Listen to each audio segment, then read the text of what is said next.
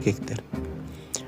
Тандырдын астынан ушундай катуу от жагылат дейт, жанагы аял эркектер ушунчалык чыңырып атат дейт. Эми алардын чыңыраганын укканда баягы жан адамдын жанын чыгара тургандай кыйкырык, ызуучу кыйкырыктар дейт да. Ушунчалык катуу от күйүп, ушундай бир жалындуу оттор күйгөндө жанагы жылаңач аял эркектер ушунчалык кыйкырык, аны адамдын жүрөгү көтөрө албайт, андай кыйкырыктар ушунчалык катуу азапталып атышат.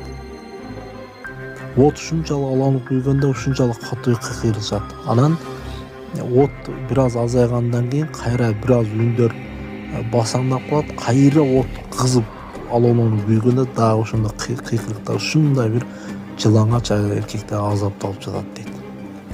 Анан мен сурадым дейт жанагы экипер